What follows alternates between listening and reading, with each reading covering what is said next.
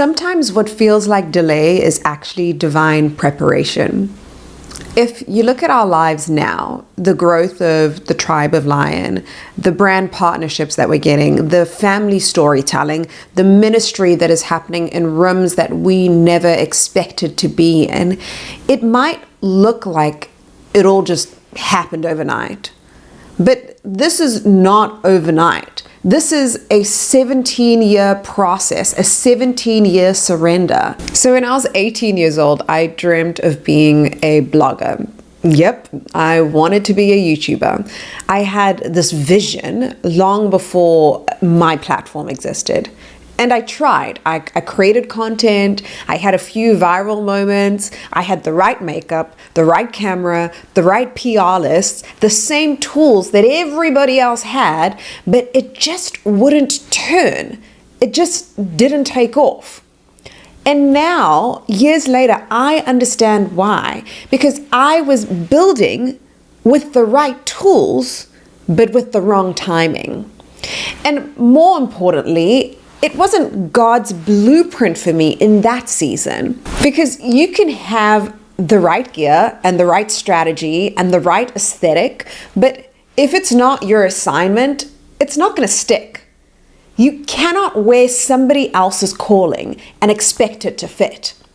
Their tools are not your anointing, and their platform is not your purpose. And it wasn't until I laid all of that down and surrendered what I wanted for what God had for me that things started to move.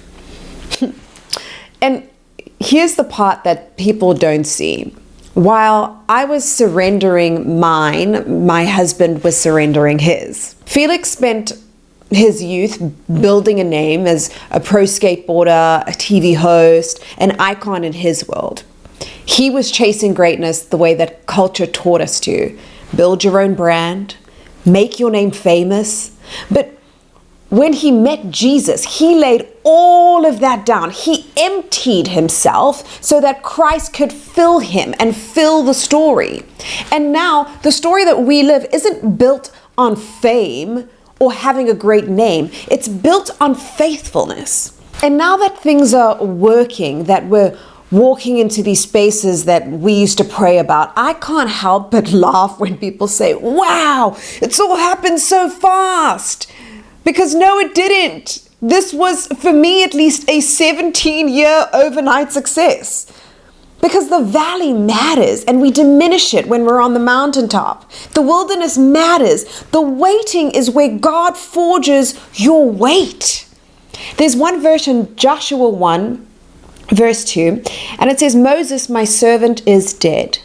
Now then, you and all these people get ready to cross the Jordan River into the land I am about to give to them, to the Israelites. Because Joshua was the one that got to cross over.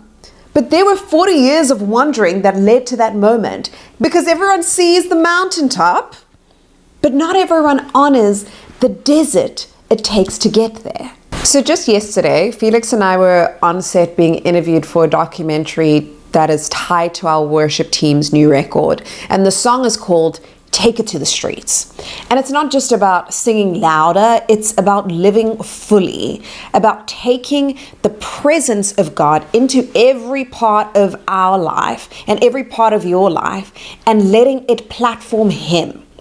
So when they asked us what it looked like, well, what this looked like for us, I told them, okay, I'm a fashion designer and my husband's a pro skateboarder, amongst other things, and we get to do all of these cool things and we've gotten to be in all these cool rooms in our life, but God is definitely the coolest thing about us. So no matter what space that I walk into, I never feel like I don't belong there, because God has already gone before me. He's already been in the room. And if He's with me, then I'm already qualified. People may have better outfits, a better car, a better house, a better bank account. Guaranteed someone in that room does, right? But they do not have a better God. And if I have Jesus, then I have everything. And that is the freedom that I walk in now. Not the freedom to perform for attention, but to position everything I do at His feet. Because my life is not about building my own empire anymore. It's about reflecting His kingdom. I just want to say to someone that is watching this, that if you feel like you're late, if you feel like God spoke over your life and what He spoke hasn't happened yet, please hear me in this. You are not behind. You are becoming. You are not failing. You are forming. And sometimes what you think is your Goliath moment, your big breakthrough, is just your slingshot season.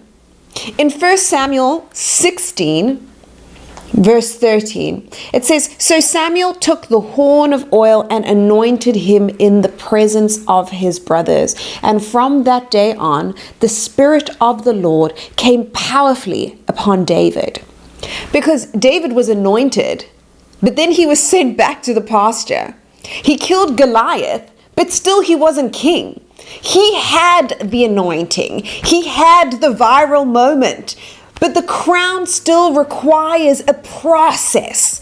And that's what this season has been for me and for us. Not the moment where we got crowned, but the moment where we committed to becoming. God is not done with you, but He may be asking you to lay something down before He picks something up.